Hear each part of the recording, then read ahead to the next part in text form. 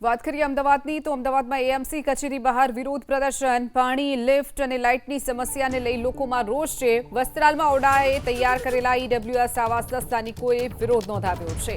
સુવિધા ન મળતા મુખ્ય ગેટ પર બેસી અને વિરોધ નોંધાવ્યો હતો।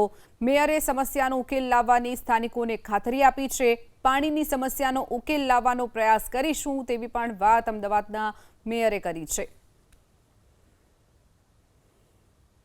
મારો નિર્ધારિત કાર્યક્રમ તો વિઝિટનો હતો।